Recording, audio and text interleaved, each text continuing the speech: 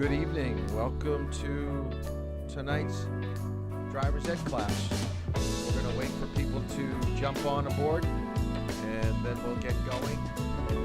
Tonight I am using a fan.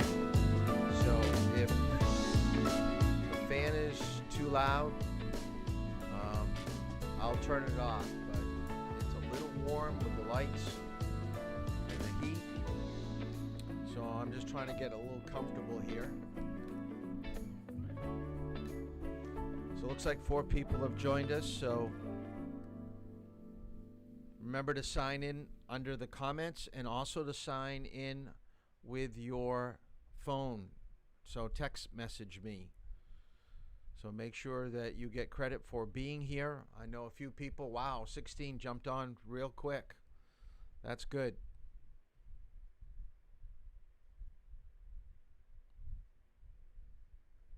Now we're down a little bit. That's the thing, I can't really tell who's here and who's not.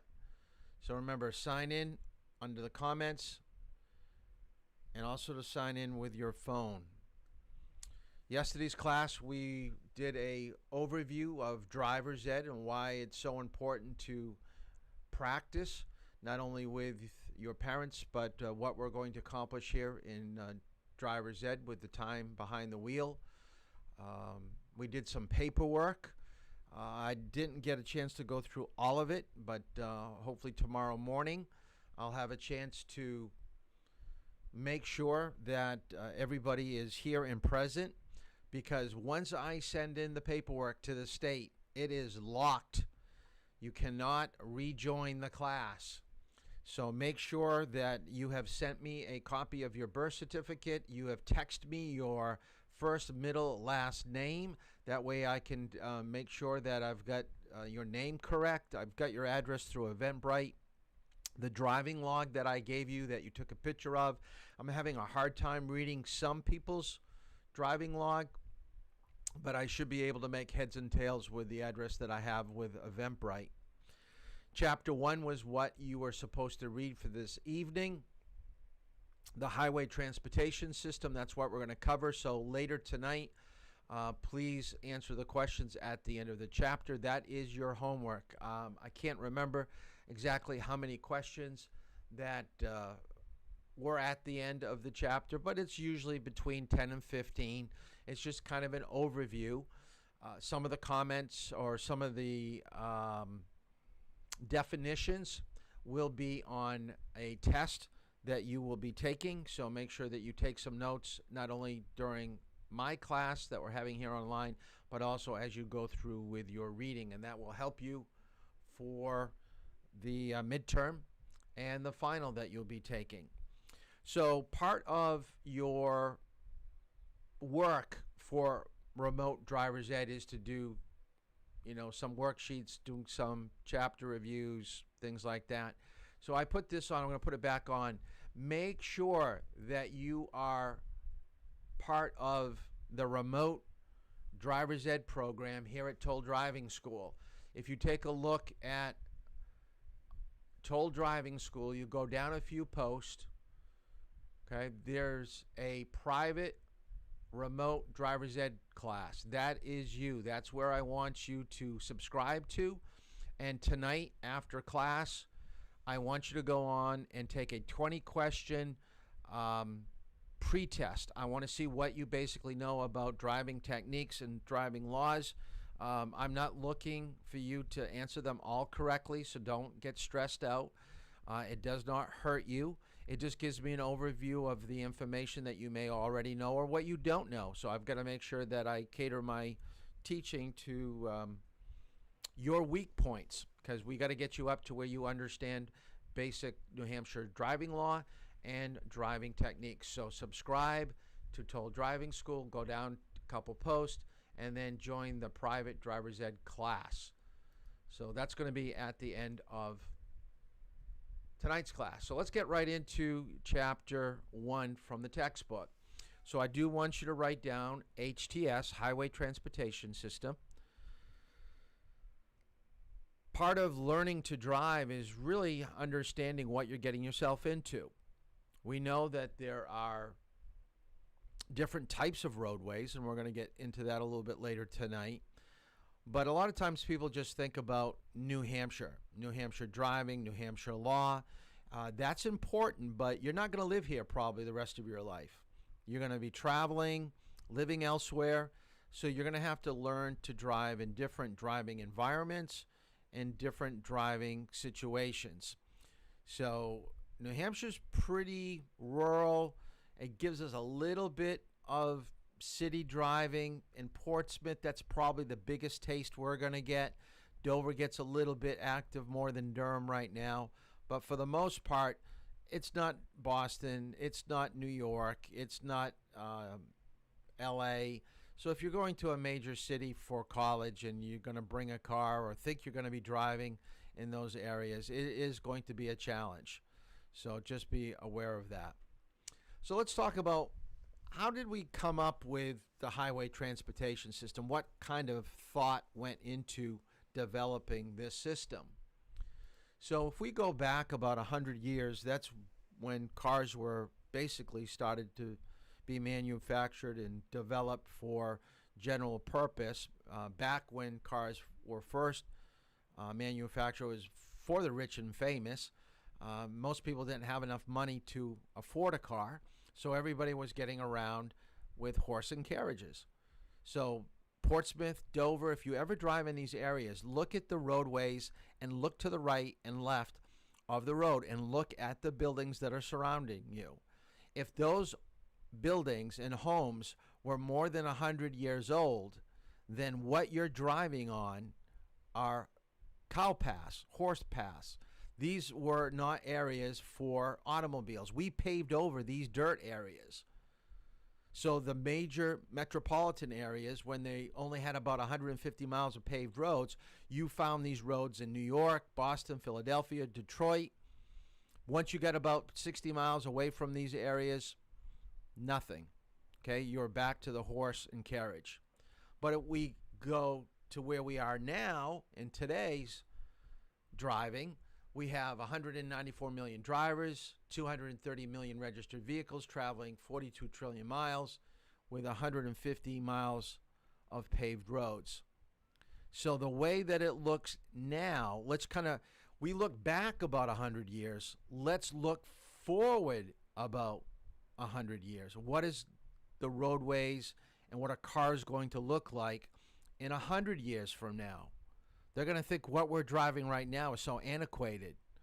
I come from a family that sold automobiles. This was my grandfather's dealership. If you take a look at the car dealer lot right there, every single car almost looked identical. Okay?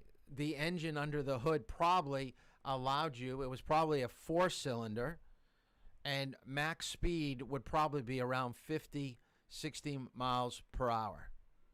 And the roadways weren't built like they are right now.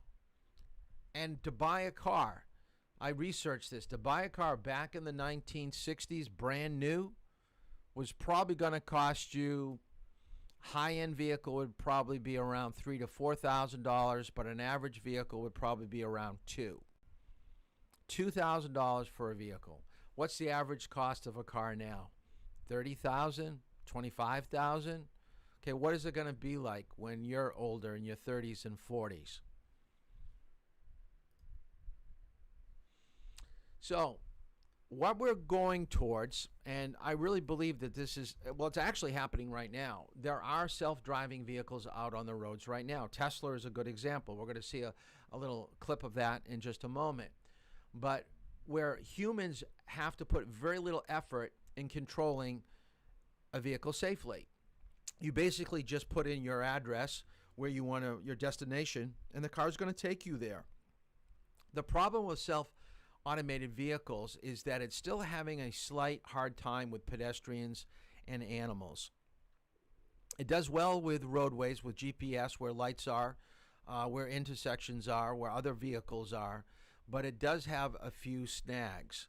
So I believe there are 5 different levels of autonomous vehicles, and I think we're right around the 3rd phase, going into the 4th phase.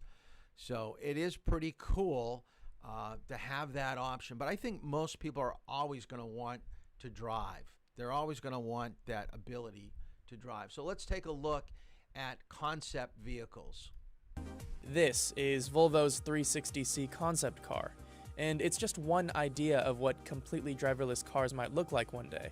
That means cars without even a steering wheel that can safely navigate public roads entirely on their own. But with how much we hear about self-driving technology making its way into everyday cars, it's hard not to wonder, how much longer do we have to wait?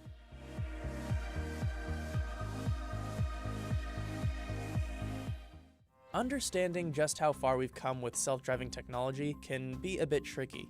To help define how sophisticated the automated technology actually is, the Society of Automotive Engineers classifies these systems using 5 levels. Level 1 is driver assistance, where the vehicle is able to control steering or braking, but not both simultaneously.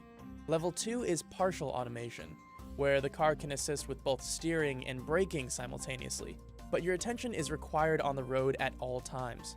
Both Tesla's Autopilot and General Motors' Super Cruise are examples of this.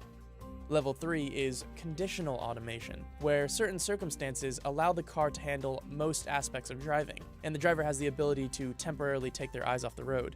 Level 4 is high automation, where, in the right conditions, the car can take full control, giving the driver a chance to focus on other tasks. And level 5 is full automation. In this hypothetical situation, the car drives you, and there isn't even a steering wheel. So what level are we currently at? Most experts would agree, somewhere between levels 2 and 3. However, one of their biggest concerns is the public's misconception that we're much further along. There's an incredible amount of confusion in the general public around the context of self-driving. In our survey data here, about 23% of respondents believe that a self-driving vehicle is available for purchase today. And a lot of that has to do with statements by Elon Musk and others talking about the driverless capabilities and the self-driving capabilities of vehicles. These are systems that are made to assist the driver under the supervision of a driver. So, is it simply the limits of these automated systems that's holding us back? Actually, there are a number of other factors in the way. For starters, our roads. Simply put, many roads, especially in the United States, are too much of a mess to support cars that can drive by themselves. So while many individuals out there are really working on the development of self-reliant automation, in essence, a robot that's fully capable of making its own decisions in today's infrastructure, the reality is today's infrastructure is not well equipped for autonomy. In essence, potholes, poor lane markings, and all the other crumbling aspects of our nation's infrastructure aren't going to support high-tech well. In addition to more public roads needing signs and lane markings that self-driving cars can clearly make out, vehicles need to be wirelessly connected with that traffic infrastructure, as well as one another, in order to interact with the world around them flawlessly. Fortunately, automakers like Volvo already have technology that allows their cars to communicate with each other and alert drivers of hazards via a cloud-based network. This type of connected technology is being tested even further within driverless cars at M-City, a 32-acre mock city and testing facility at the University of Michigan. So what are connected vehicles? When we say connected at M-City, we're really referring not to streaming Netflix into your passenger seat so much. That's a pretty solved problem in industry. But in how vehicles and infrastructure can be connected together for lots of other benefits like safety. The idea is a low latency way for vehicles to tell other vehicles and anything else that wants to listen where they are and where they're going. So, once traffic infrastructure and communication is handled, what else do we need to address? Well, traffic laws. Governments have a number of important decisions to make in society's transition to self-driving vehicles. In the beginning stages, they'll have to define what weather conditions are appropriate for vehicles to be operating fully autonomously. This is due to the fact that many of these car systems can be disrupted by rain and snow. One industry they could look to for guidance is the airline industry, who doesn't hesitate to cancel flights in inclement weather. They'll also have to initially find a way for autonomous vehicles to safely navigate public roads amongst traditional cars. A possible solution could be designated lanes, similar to the high-occupancy vehicle lanes found on highways and bus lanes found in certain cities. The government's kind of leaving it up to states to decide what's going on, just because the technology's so new and they still don't really understand what it's going to look like in the end. Once the government does fully involve the federal government, they're gonna have to speak to lobbyists, people that represent truck drivers and taxi commissions. They're gonna realize that, you know, a lot of jobs could be lost, and that's gonna be difficult. And then also liability. If these cars are on the roads and they're getting into accidents, like who is liable? With all these things considered, back to our original question. How soon until we have self-driving cars? I'd say within the decade, it's gonna be on highways, but if we're talking about being able to take your car wherever you want across the United States, being able to travel through New York City and sleep the whole time, I don't think we're anywhere close to that. Probably several decades away from that. You know, car makers and tech companies are very heavily focused on the context of driverless technologies. Now, I'm not saying that that's not the future. It is the future. But as many have begun to admit publicly, that future is further away than anybody's realistically considered to date. We as humans are really good at predicting the future. We're not so good at the timelines. And the timelines to driverless technologies changing how I live and move is probably in the order of several decades, if not further away. How close are we to the Jetsons car? We're still a ways away, in my opinion. It isn't really a matter of when these technologies will arrive to me, but can we be ready and utilize them in the best way possible? So this video was probably about 5 or 6 years ago. So we are now in the third phase, going towards the fourth. So we are moving along quite rapidly, and we're probably going to even see this type of technology probably in semi-tractor trailer trucks and delivery trucks, as it's getting more difficult to get goods to people, like just through the virus. We've just needed to get more certain, goods to stores, and Amazon's on the road all the time. So they're looking at these self-automated vehicles for delivery. So that is the future. But as they said, weather and potholes and other things are creating a little bit of a problem. In your reading, it talked about the interstate system. We're going to talk a little bit more about that. But basically, I just wanted to let you know is that nothing comes cheap, meaning that whenever they build something, whether it be a car or a roadway, it's going to probably be more expensive than what was initially planned. So there's always going to be some cost overruns. So the infrastructure of roadways is extremely expensive. And let's just use here in New Hampshire the bridge that goes from Dover into Newington. That is finally completed, and that probably took them like 12 years. I mean, that went on forever, and I do know that there was a overrun on the cost of that. And we pay for that, whether it be through taxes or through tolls. I do want you to write down, there are 2 reasons why you should be familiar with what type of roadway that you're driving on. What are we trying to provide drivers? We're trying to provide them safety. So write down your notes. We're trying to provide safety and less congestion on our roadways. We want people to be mobile, to get to where they want to go as quickly as possible, as safely as possible.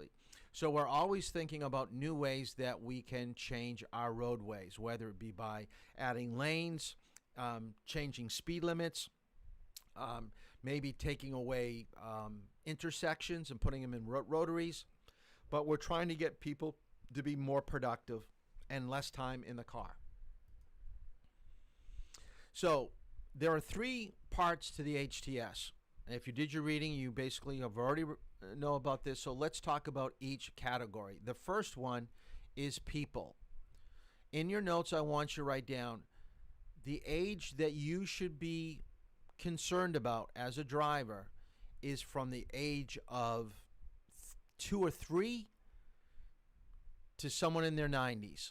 I don't want you to think about just licensed drivers.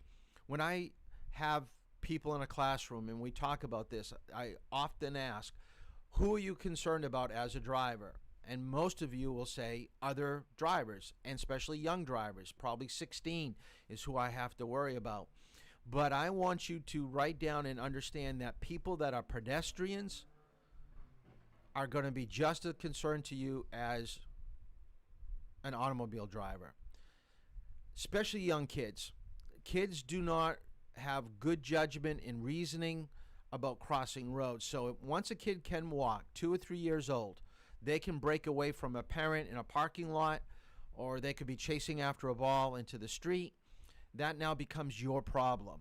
So you have to think like a young child. Okay, there's a loose ball. They're going to go after it. I've got to slow down. I got to move to the right, move to the left.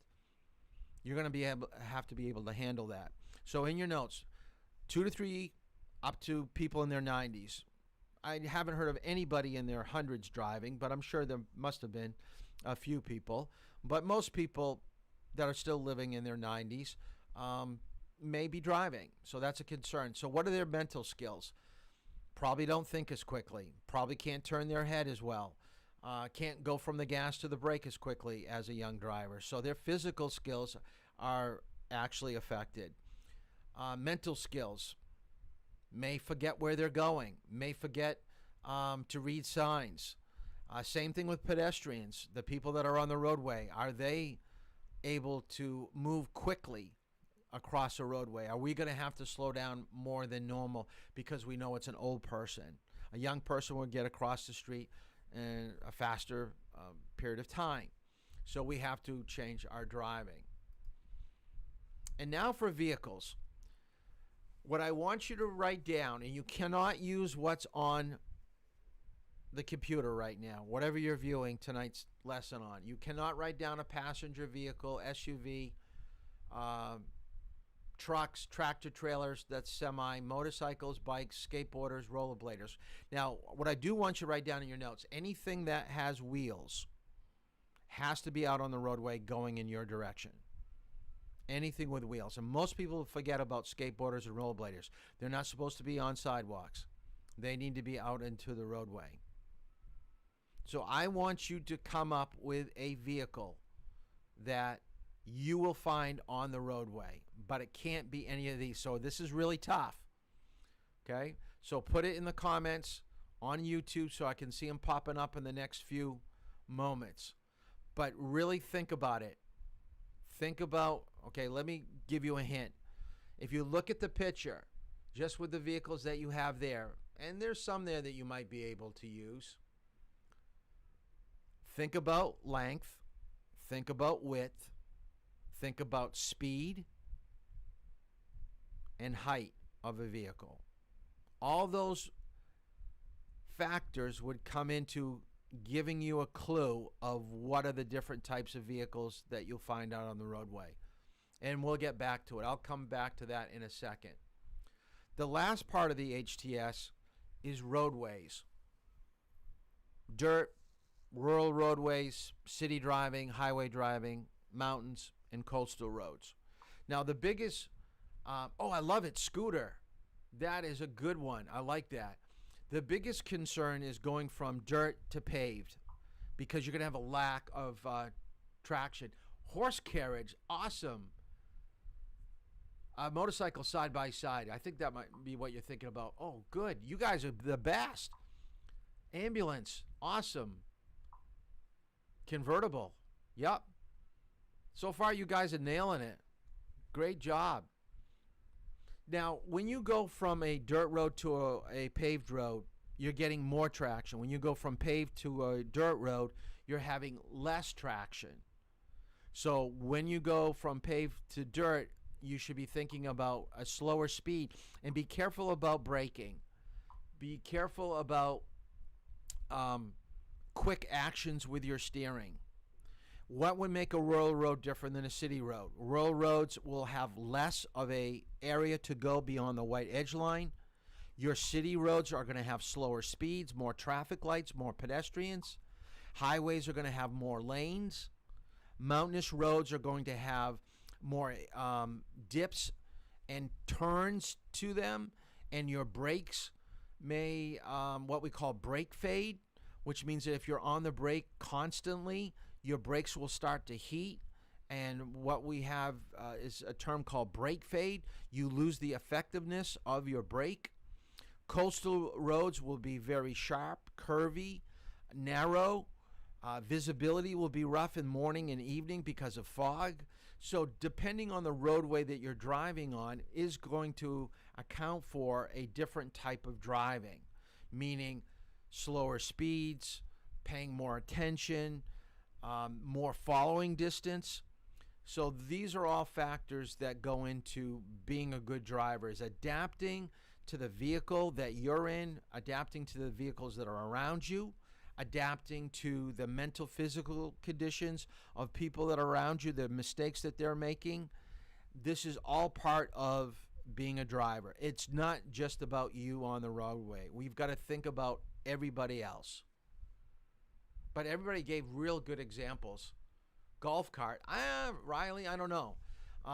They may cross the road, but they're not going to be on the road for too long. But that's a good one. Four-wheeler, definitely. They're going to go across. A tricycle, yep, because you got young kids, absolutely. Or you could even call a tricycle a three-wheeler that a motorcyclist has. That was a good one, too, for Gabby. So in your notes, I want you to write down, how is the HTS regulated? If we had no laws, if you were to wake up tomorrow morning, and basically if you look at the news, it looks like we're abandoning a lot of laws, where we're just burning places down and protesting, and it's a mess out there. But can you imagine if our roadways were the same way that they're treating the inner cities right now? Can you imagine waking up tomorrow morning and they said, whatever speed you think is safe, we're going to let you go. If you want to drive and you don't have a license, if you think you're a good driver, go ahead, go for it. It would be crazy out there. We have to have some type of order. So in your notes, we break down the HTS into 3 subcategories. We regulate by a local government, state government, and federal government. Now, we're probably more focused on local because we see our police, we see people that are maintaining the roads, that are plowing the roads, paving the roads. We see state police. We're on state roads, like the Spalding Turnpike is a state road, 108 is a state road. So we do see those, but we forget about the federal government and what they do. They're more apt to do bridges, tunnels. They put a lot of money and effort into educating for picking up drunk drivers, for distracted drivers. So there are a lot of laws that are passed, and we have 2 of them up here, the National Traffic and Motor Vehicle Act and the National Highway Safety Act, are all laws that are trying to help the state and local level. So we're funneling money down from the federal down to the local to help control and maintain some order and safety to our roadways. I thought this was interesting. I think this is the next slide. That just basically describes what I just told you, so you don't have to write this down. But I think I have a slide of a roadway. It's probably a little further on. I do want you to write down some of these important facts. The first one is probably the most important. In a given year, the likelihood of you being in a crash is about 1 in 9. So I just want you to write down that the likelihood of you having something bad happen in your first year, pretty high. Pretty high. We get that confidence because we have a license. We think we're a good driver, and we let our guard down. We forget to put our seatbelt on. We drive a little bit fast. We take our turns a little bit fast. We go beyond our stop lines. So some of you, if we were to come back a year from now and had some type of a meeting, a little party, we'd probably have a few stories of having incidents with driving. Not everybody would be perfect. Then it goes on and talks about, how about a disabling injury? 1 in 83. Don't need to write that down. Motor vehicle crashes kills about 38% of all people between the ages of 15 and 20, and that's a pretty high rate. And what I do want you to write down in your notes, maybe not this statistic, but I do want you to write down, is that insurance rates that you pay for your automobile is based upon car crashes and tickets. A lot of people ask, well, how do they come up with the amount of money that I pay for insurance? Well, it's based upon the likelihood of you being involved in a crash or getting a ticket, because the insurance company wants to have so many people to cover the few that aren't decent drivers. So let's just use a scale of 100 drivers. There may only be 10, we'll go by the statistics we have here. It says 1 in 9, which is close to 1 in 10. So 10 people out of 100 will have some type of a crash. Well, the other 90 people will go the whole year without having a crash, but have yet paid a whole year's premium of insurance for the 10 that have had the crash. You're paying for the people that are bad drivers. So you're all being penalized, whether you're good or bad, according to what happens on the roadways each year.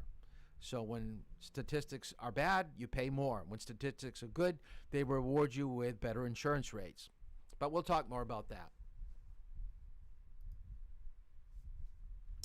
How to make roads safer.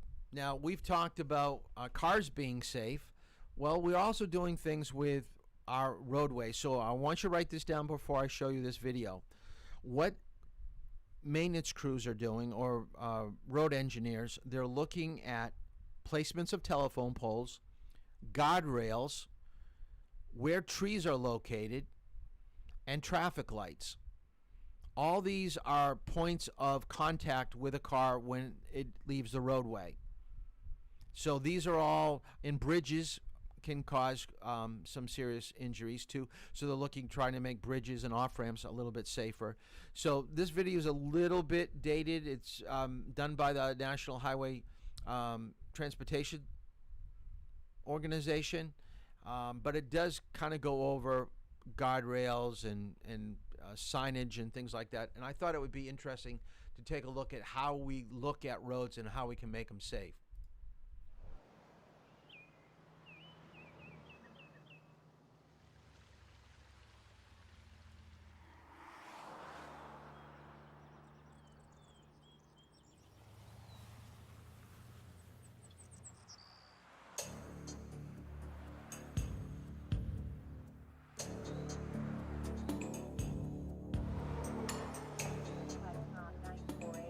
Site of a fatal accident.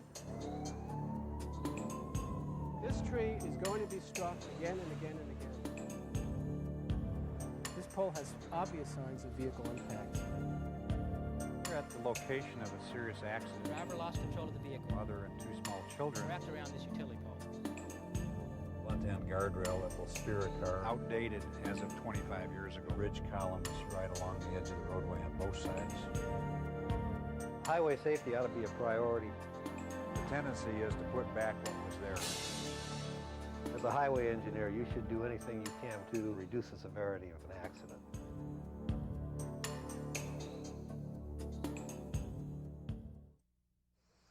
This location may seem harmless to drivers that use it every day, when in fact it can be deadly and is loaded with roadside hazards. For example, the large tree located just inches off the edge of the pavement. The utility pole on the outside of the curve. Moving down the road a bit, an unprotected guardrail end, which when struck can be deadly and penetrate into vehicles that lose control and come into contact with it. And over here is another large tree located just about 1.5 feet off the edge of the pavement, and in fact was the site of a fatal crash just last year. Each year in the United States, we have a large number of deaths and serious injuries resulting from single vehicle crashes into roadside obstacles or roadside hazards. This has been a problem that's been with us for a long time, and it continues to be one of the leading causes of death and serious injury in this country. Before about 1965, or around that period of time, the highway engineering profession's primary mission was to make a safe roadway. There was also the feeling that once you got off that roadway, you're on your own. It's up to you to get out of the perilous situation. It's their job to provide a good roadway and your job to stay on it. About in the late 60s, the philosophy changed to, if a vehicle goes off the roadway, as a highway engineer, you should do anything you can possible to either get them back on the roadway or reduce the severity of an accident. We learned a lot in the early days of the interstate system, how to make these roadside features less hazardous. And so today, the modern interstate system exemplifies the designs that eliminate most serious roadside hazards. And since we've built many miles of interstate system in the United States, the problem has shifted somewhat. But we still have a very serious problem on the many miles of secondary road that are still out there. The most dangerous roads we have now are our rural secondary roads. They have the highest fatality rates. There's where you have very little opportunity to recover if you run off the road. Almost half of all serious roadside hazard crashes occur on curves. Curves to the left are especially hazardous. Signs and pavement markings can help guide drivers around curves, but even where curves are well delineated, drivers can still lose control. And putting signs on roadside hazards isn't the answer. We need to do a lot more than that.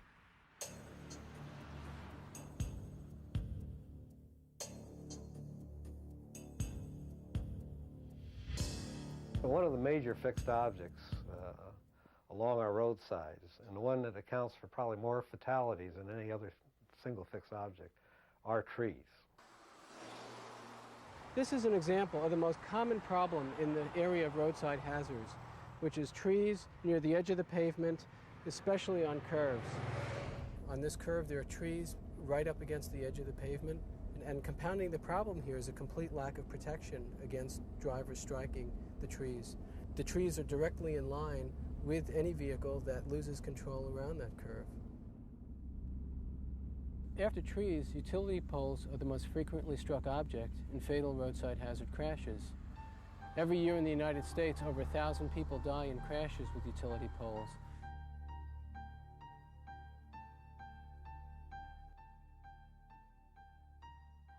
On this pole, you can see the marking and the scarring that's obvious. This pole has been hit many times and is located in a way that will guarantee it will be hit again in the future if it stays here. The way to deal with this problem is also obvious. Utility poles can be set much further back away from the road, creating a clear zone. Utility lines can be buried underground, eliminating the use of poles altogether. And the use of breakaway utility poles is an option. It's appropriate to remove isolated trees that are located in dangerous locations. However, trees and poles are often located in groups, and when this is the case, it's often more appropriate to shield those objects through the use of a safety barrier.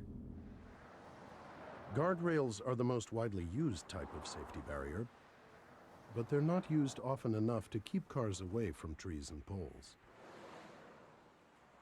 They're very effective, but if guardrails aren't installed properly, they can become hazards in their own right. One problem can be that while they're keeping cars away from one obstacle, they can direct them right into another.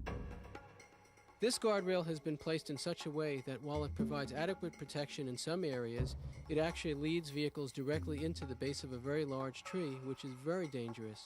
The way to correct the situation is to extend the guardrail past all objects on the side of the road and only end or terminate once there's a safe place to do so. We have here a guardrail that's supposed to be protecting you against the bridge rail, but in actuality it runs you right into the bridge rail if you hit the guardrail. And as we can see, that bridge rail has been hit many, many times. The proper design is to have the guardrail out in front of this bridge rail and attached to it, such that you have a smooth transition from one to the other. Another problem is the end of the guardrail itself, which can become a hazard if it isn't installed properly. We're at the location of a serious accident with a mother and two small children that went off the left side of the roadway and hit this guardrail. This end treatment, which is like a knife edge, will impale a car, and that's what happened in this accident. The car hit the end of the guardrail, and it actually went up through the firewall into the passenger compartment of this car between two small children. This kind of guardrail is outdated as of 25 years ago, but still there's a lot of these around the country, thousands and thousands of them. Most modern guardrails have a type of end treatment that prevents the impalement of a car. Burying the end of a guardrail can prevent impalement, but it's not the best answer because it can create a different hazard. The solution to this problem is to make the post breakaway and make it essentially an energy attenuator.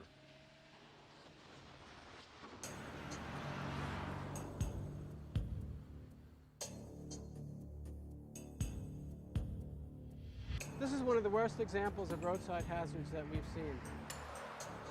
Bridge piers like this one are often located very close to the edge of the pavement. They're especially deadly because of their large size and unyielding nature. At this site, a 36-year-old father of 2 small children died when his car veered off the road and struck an exposed bridge pier. We don't have to wait for somebody to die at a site like this to improve it.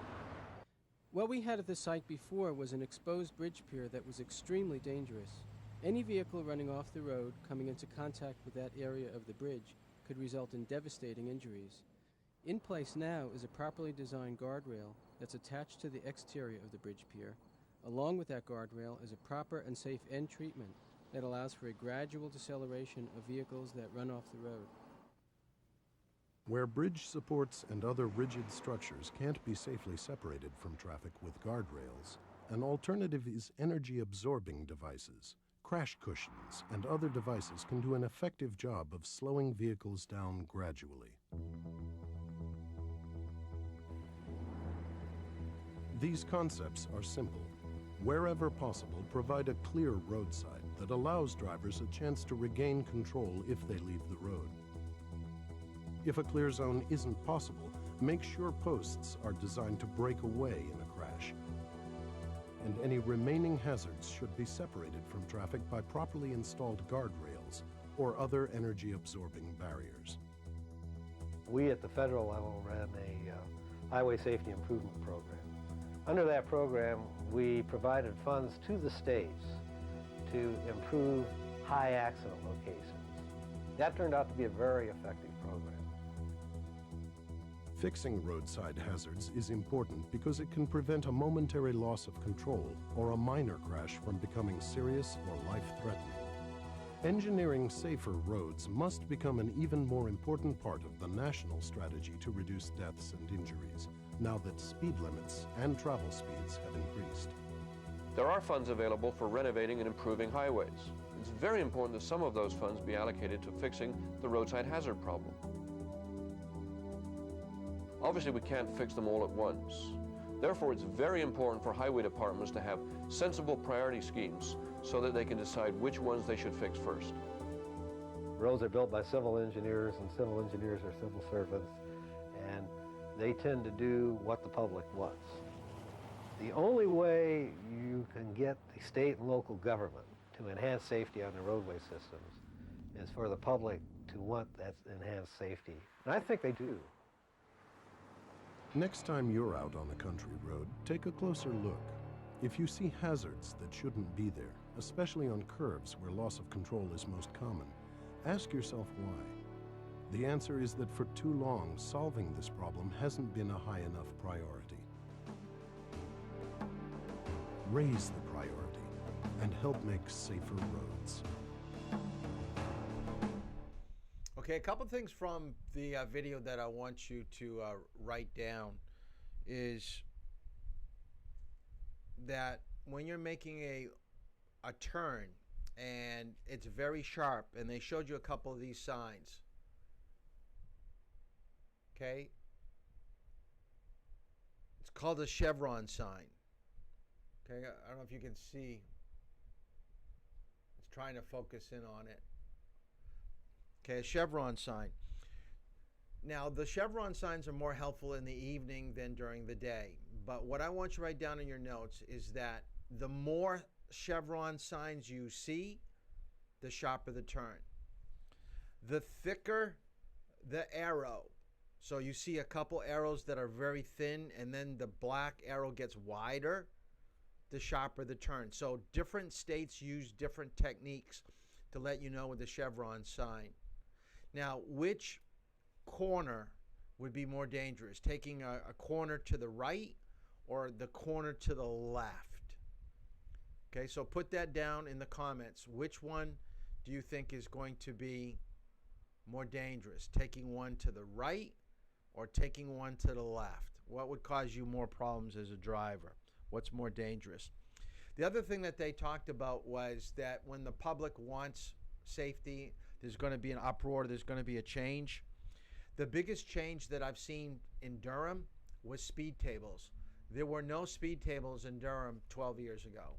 When I was teaching driver's ed, back when I first came over to Oyster River, there were no speed tables on Code Drive around. The other thing is that Durham is one of the only towns that uses a border around the speed limit sign. That is a safety measure. That is to gravitate your eyes to that speed limit. There's nothing special about it. It's an orange border around the speed limit. Let's see if people are answering the question. Some are saying left. Everybody's saying left.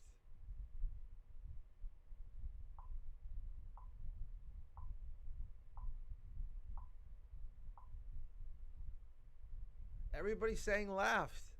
Okay, when you make a left turn, it is taking you over to the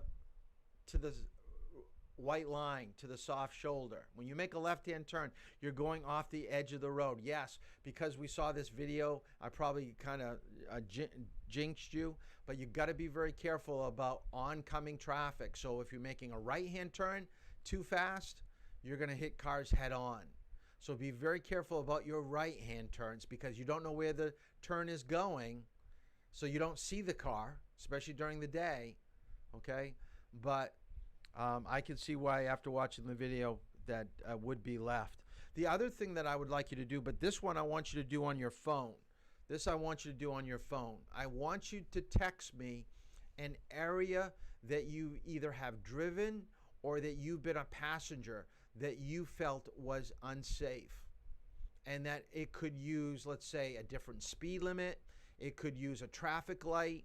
It could use more pavement, better signage, cutting down trees. Let me give you an example. I'll give you one. You can't use it. Coming out of Marketplace in Durham, okay? Coming out from the cafe, trying to make a left-hand turn. You cannot see what's coming down the hill, okay? You cannot see what's coming down the hill very well because there are some lilac bushes just right off to the side. That's dangerous. So maybe take the bushes down. Maybe tell people to go a little bit slower. Change the speed limit. So those are two examples. But give me some place you've driven or been a passenger that is unsafe and put it in a text message to me. Let me show you. I think I've got another example. Let's see if I can get ahead here. Oh, I thought this was the slide that I was talking about earlier about making roads safer. This is a country, Myanmar. I have no idea where Myanmar is, but I found this picture and I actually counted the lanes. From the yellow line over, I counted, I believe, nine lanes. So that's an 18-lane roadway. That is huge. If you take a look at the picture, there are only 3 vehicles, 2 cars and this motorcycle. This road is so quiet, you've got people walking across, and that's not a crosswalk up there. People are giving me some good examples of some safe areas, so that's great. So this roadway was overdeveloped, but they were anticipating an influx of people. One of the things that we want to avoid, here's another roadway that's not safe. I used to teach driver's ed up at Newt High School, which is in Milton, New Hampshire. This was right in front of the elementary school. The high school is just around the corner. What's wrong with this picture? What could be different?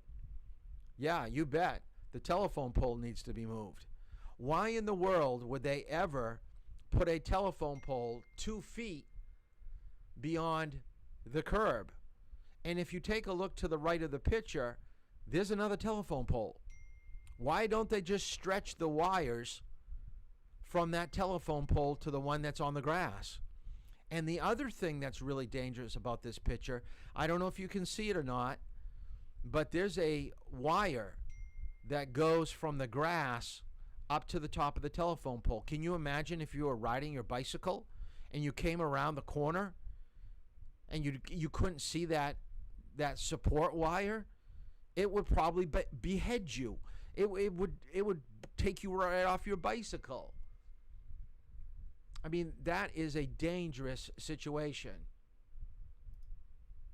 This is what it looks like from across the roadway. Look how far off it is. They even stuck a sign in front of it. I mean, how stupid is that? Why not just take the sign and put it on the telephone pole? Why'd you have to put that sign 6 inches away from the telephone pole? That makes you wonder what kind of engineers were working up in that particular area. And by the way, they have changed it. It is gone now, but it was there for years. It was there for years. How about being stuck in a traffic jam? Now, you probably don't believe me. When I say a 9-day traffic jam in China, you're probably thinking, Mr. Toll, you're crazy. There's no way. You just wrote that.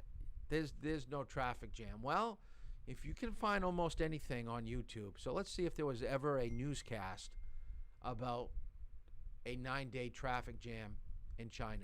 Is out in traffic with a look at way care and how it's changing our roadways. Melissa? For most of us, even a little traffic jam can be a big pain. Now imagine this, a traffic jam in northern China that's lasted more than a week. 9 days to be exact, with the bumper-to-bumper lineup stretching more than 60 miles. Highway officials blame a combination of road construction and broken down vehicles. See, it's got to be true. It's on the evening news. Okay, so what could we do to alleviate heavy traffic like that? Why is there a traffic jam for that long? Because there was no signage. They allowed vehicles to get up onto the roadway. They had no access roads that are close by. They should have built a way to detour where they were doing the construction. But what we're actually doing in the United States is that we're making our intersections more intelligent. Just like I showed you the video earlier tonight about cars being self-automated. Well, computer systems are also getting a sense of what is traffic flow like. So opening up intersections to let more cars go through a traffic light. Let me show you this down in Florida. Out in traffic with a look at way care and how it's changing our roadways. Melissa? Good evening. Well, just before 5:15 right now, and as you can expect, we're turning on to 275, and if you're looking ahead for us, you're going to see that there's traffic straight ahead as soon as we get on that highway. Of course, this is expected, but get this, soon enough, our city is hoping to make rush hour just a regular hour. That means that we could be driving without, as we are right now, getting constantly stuck in traffic. Traffic is nothing new in Tampa, but it's never welcome. These two incidents just popped up. Now, accidents and lane closures don't need to slow us down, at least not for too long. Our city is a laboratory for good ideas. We're trying out different tools to improve services. The city of Tampa is trying Waycare, a pilot program analyzing traffic information via cameras, sensors, and nearby apps on your phone, like Waze, to relay real-time information to the city, like earlier today for an accident at Bush and 275. And as soon as we saw that, we identified it with the platform, verified it with the camera.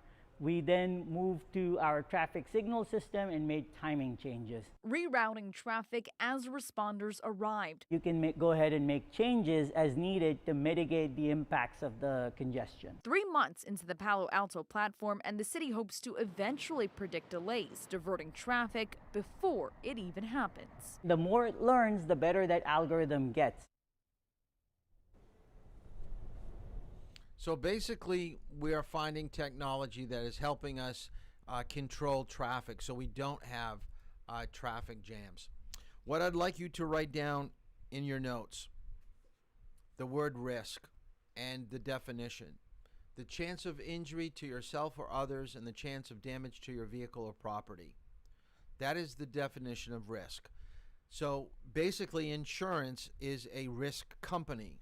because they think you're a young driver. There's more of a risk that is going to happen, that you're going to have an injury or an incident, so they're going to charge you more than somebody they think the risk is very low. And the problem with young people, they don't think that the risk is that real, and they drive like there's no tomorrow and doing unsafe driving maneuvers, and they're having crashes where there's injury or damage to the vehicle. The other thing I want you to write down, we had this yesterday, dangerous and vulnerable. So if you didn't write that down, remember that when you're driving, you got to make sure that you're not dangerous, meaning doing something you shouldn't be doing. And vulnerable is meaning you're not paying attention to those that are crossing the center line coming towards you. Those are your distracted drivers. So if you're not paying attention, you're vulnerable. But that was from last night, so I'm not going to show you that one again. So let's talk about some things that you can do to reduce your risk, and I want you to write these down. First one is make sure that your vehicle is in good shape, safe operating condition. That's going to be part of what we're doing tomorrow in class. So make sure that you read chapter 4 and 5 in responsible driving and do the questions. There will be some handouts that I will be giving you that you're going to have to do with that. So make sure you do your reading for tomorrow. Second, anticipate the actions of others. That means that you're keeping your eyes moving, looking in your rearview mirror, side view mirrors constantly. Just not looking at the road straight ahead. Now, next week we're going to be talking about seatbelts, airbags, and helmets. So we're talking about protection. What can you do? And basically also buying a vehicle that is safe. If you're buying a 4 or 5 star safety rated vehicle, the chance of being injured or dying in a car will be less than if you're driving one that can't pass inspection, that's only rated at a 2 or 3 star rating. We're going to have a whole section in class talking about physical and mental conditions, so we're going to have it on alcohol, fatigue, drugs, all that stuff we're going to cover. So make sure you know that that is a risk factor in driving. And this kind of ties into last night too, is that driving, learning to drive is a continuous thing. You just don't end driver's ed and that's it for learning. You're going to continue to learn over the years. You're getting more information, learning more about cars, learning more about safety techniques about driving, and hopefully implementing them into your driving, daily drive. What are the foundations of effective driving? Eyes, we're going to have a whole section coming up in a week or two on what can we do with our eyes, how do we use them effectively, knowing what our options and choices are when we're driving. How can we come up with a plan if our first choice is taken or it's not a good choice? How do we opt out of that and go to a different choice? And I didn't really touch on this last night, so I will right now. Basic driving skills. So when we go out to drive, I have you for 10 sessions or 10 hours, unless the state allows me to do a couple 2-hour lessons. But let me go through what the 10 hours consist of. The first hour is going to be getting used to your vehicle, or the driver's ed vehicle. So the first one is you get used to me giving direction, you get used to the car. Second time out is how well you operate the vehicle in reverse, meaning we're going to be backing to the right, backing to the left, using our rear view mirror, using our side view mirror to the right, using side mirror to the left. Third time out, I usually take you someplace to work on angle parking. Fourth time out, lane changes.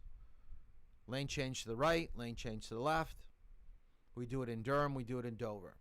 Fifth time out, perpendicular parking, and that's the type of parking you have out in front of the high school. Perpendicular parking is probably the most common type of parking that you will find in any parking lot.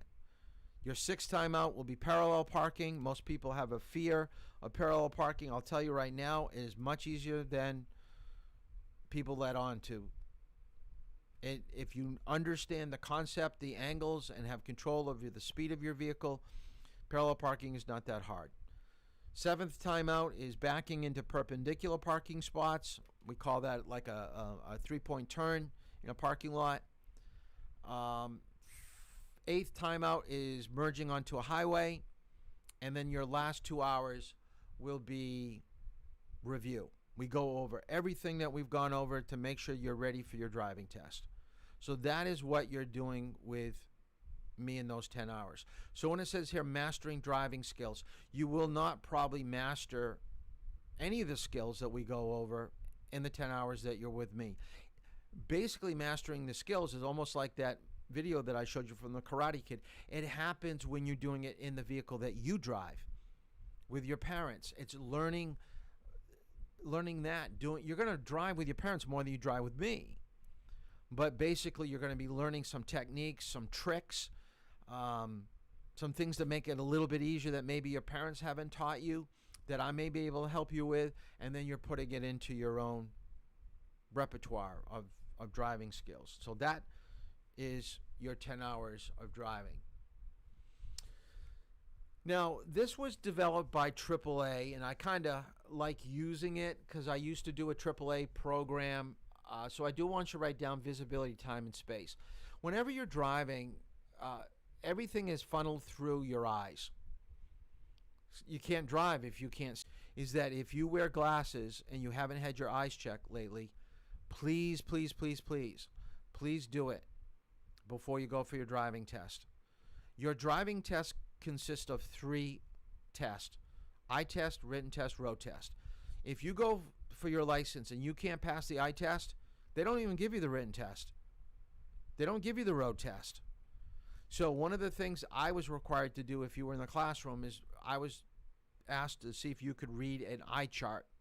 So I'd have you read from, and actually, let me throw it on the board. Let me get out of here. I think I could throw it right on the screen. This is what I used to have in the classroom. So I'd put it right here on the board. And I'd have you read like line 6 from left to right. E, D, F, C, Z, P. Okay, basically that tells me you didn't hesitate, you didn't miss any of the letters, that you're going to probably go for the exam or the driving test eye exam, and you're going to probably not have any issues. I've had some students kind of do one of these. They kind of lift, they look, and they go, geez, I haven't had my prescription changed in a year or two.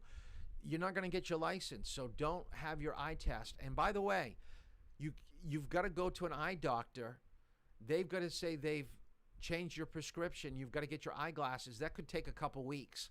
So if you're in a hurry to get your driver's license, don't fail the eye test, because it's not like you're going to go the next day or 2 days after you fail the eye test and come back. It just doesn't happen that way. Now, and we'll talk more about the eye test when you go to the state a little bit later. The next thing I want you to write down is time. You need time to judge speed of other vehicles. So a car that's 10 seconds away, you have more time to think about what your options are, how you're going to handle what you're doing. You're turning or you're missing a pothole. Can I go over the yellow line? Well, how close is the car that's coming towards me? So further away, more time, better choices, more accurate choices, and then space. I want you to write down space, distance between your vehicle and other cars around you. You should know that you have 4 sides to your vehicle. You have a front, a back, a left, and a right. If you're not driving down the road, let me get out of here for a second.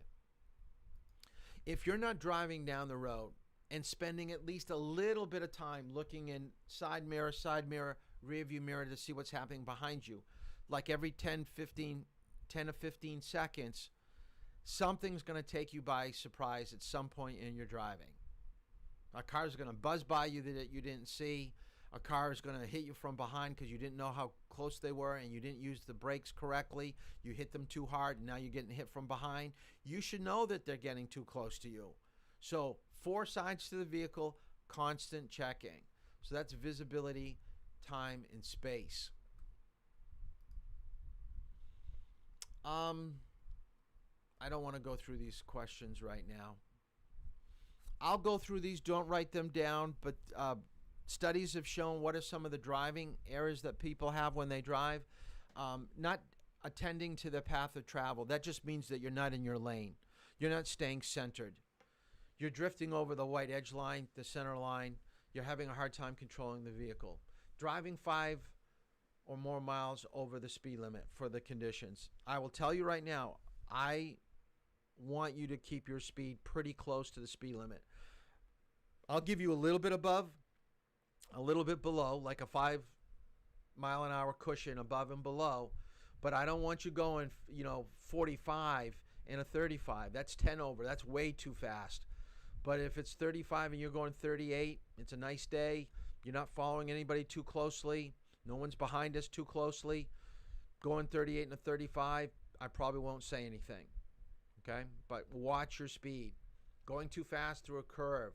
Inadequate searching at an intersection where you're not picking up. We just got done talking about having space around your vehicle, knowing what's going on. Inattention of what is happening by another driver. Improper evasive action, a quick turn not executed properly. Failure to maintain a visual lead. Failure to see action developing from the side of the roadway. Getting too close to other people. All these are factors in being a bad driver. Taking the right away from somebody. You know that they've got it, but you don't want to give it to them, and you cut them off. That's willfully taking the right of way. You shouldn't do that. And being a distracted driver. You're not safe. Now, the other thing that I want you to understand, and we're going to focus a little bit more of this on tomorrow, so we'll do that, but is know your vehicle. And part of knowing your vehicle is keeping it in safe working order. Actually, in the driver's ed car today, we had a warning light that came on. And a warning light is telling you something is happening to the vehicle. I only had 2 students out of the 9 that I drove with today even mention that they saw it on the instrument panel. You have to be alerted to what your car is telling you. Now, I knew that it wasn't a big deal. What the warning light was for was I need an oil change.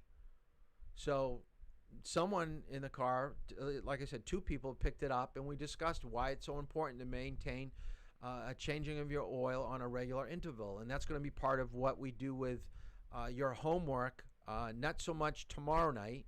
Remember, it's just chapter 4 and 5, but I'll give you the worksheets after tomorrow's class and over the weekend to do. But I do want to show you this last quick video about car maintenance.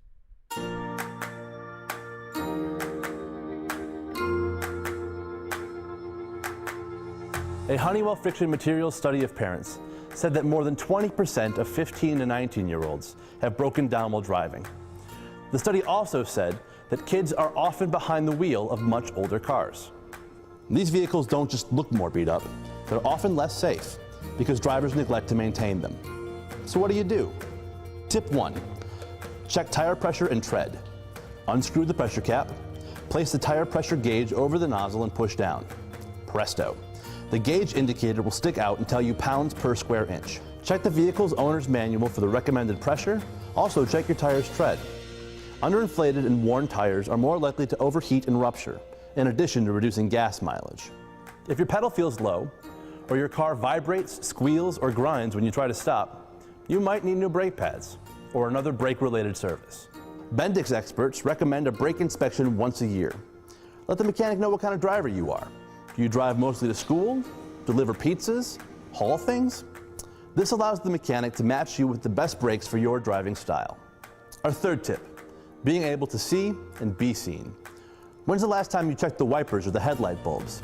If you can't remember, replace them. Your eyes and Bambi will thank you.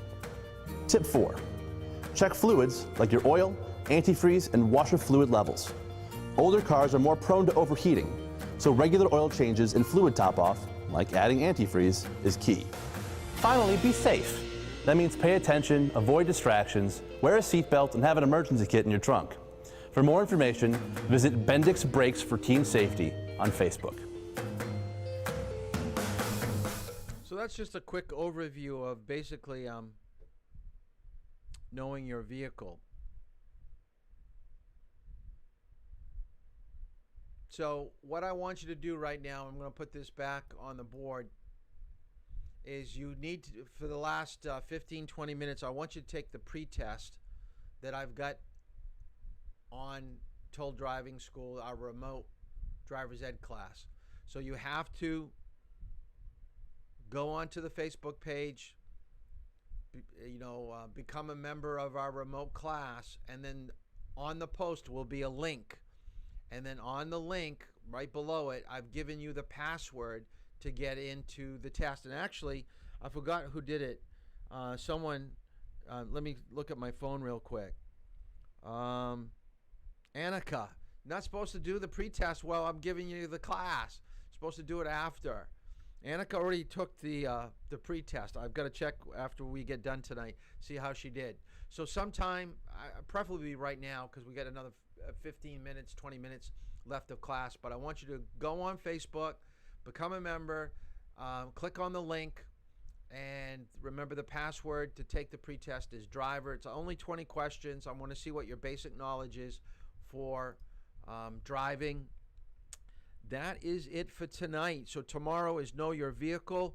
We're going to talk about what everything in the vehicle is telling us. We're talking about levers. We're talking buttons. We're talking pedals. We're talking about grabbing the steering wheel. So it's just basic overview of a vehicle. And are you actually ready to drive? So we'll see you tomorrow night, 8 o'clock. Read your chapters. Do your homework. And I hope that everybody did their paperwork for me.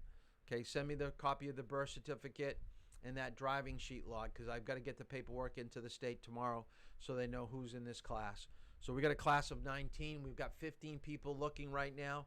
Looks like a couple people have already tuned out. All right, we'll see you tomorrow night at 8 o'clock. Have a good day.